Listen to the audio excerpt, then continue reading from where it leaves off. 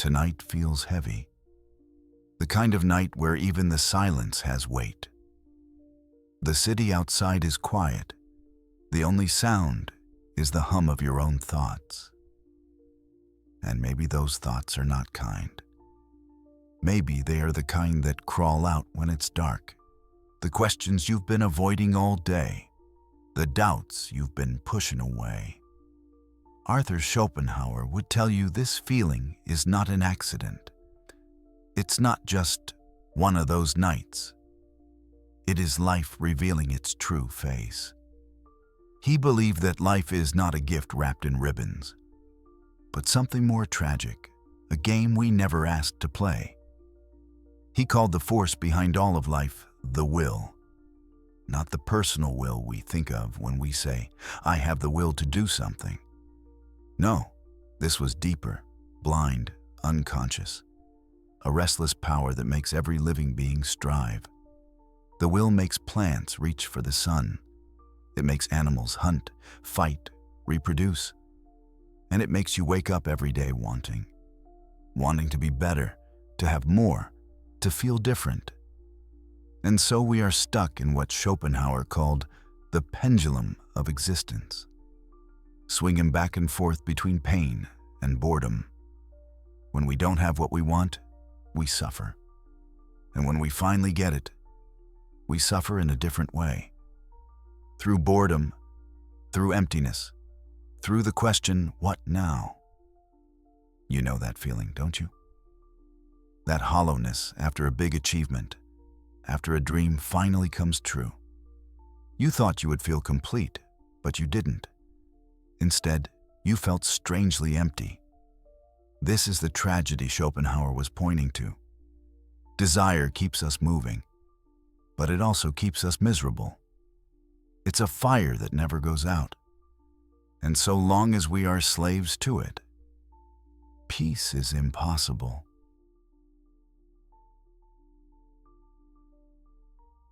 Think about your own life. Every day begins with wanting. More sleep, more energy, more money, more success, more love. And for a while, this wanting feels normal. It even feels good, motivating. But when you step back, you realize it never ends. Every time you climb one hill, 10 more appear in the distance. Every time you solve one problem, 3 new ones take its place. This is not a personal failure. This is the design. This is the will at work. Schopenhauer saw this clearly, and it made him sound pessimistic. But he wasn't trying to depress us. He was trying to set us free. Because if you understand the cycle, you can stop being crushed by it. You can stop expecting life to be something it is not.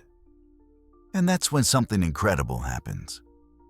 When you see the pattern, you stop running mindlessly.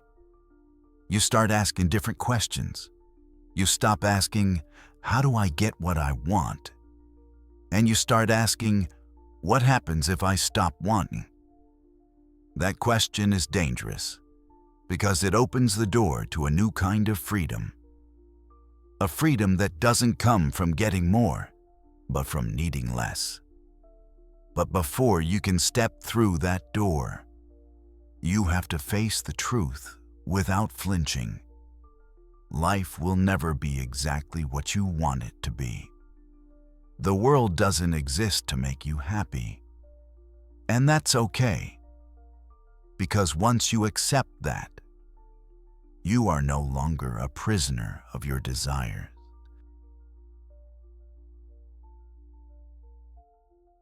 Schopenhauer believed there are moments when we can step outside the wheel.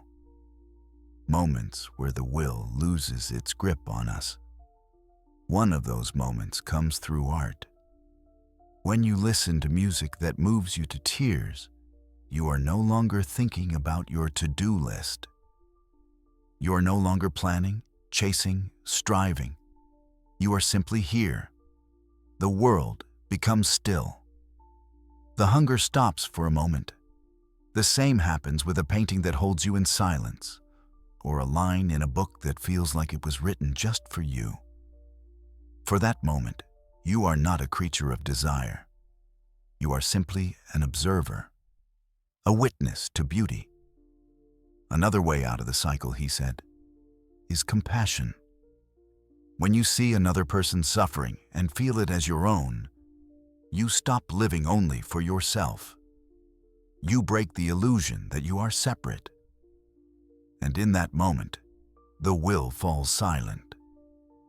These moments do not last forever, but they are glimpses of a different kind of existence, one not built on constant craving. They remind us that there is another way to live, even if only in short bursts.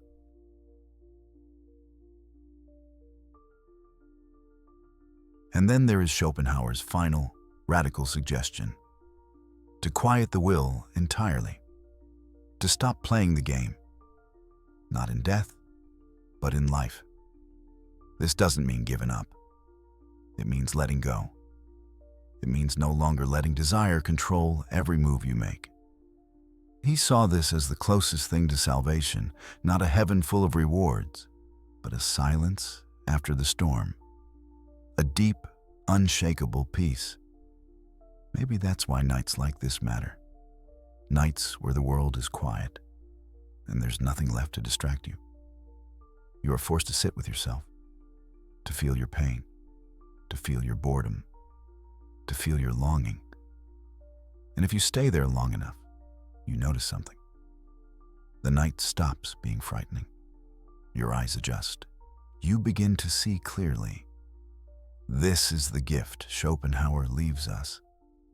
Not hope that life will be perfect, but courage to face life as it is. And the strange freedom that comes when you stop running from the darkness and simply let it be.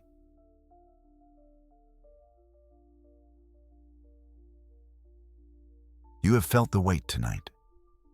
You have seen how Schopenhauer stripped life of its illusions and showed us the truth. That life is not gentle, not simple, not easy. But here's the secret. When you stop running from that truth, it stops chasing you. The night is no longer just a threat. It becomes a companion, a place where you can sit quietly, breathe deeply, and let go of everything pulling you apart.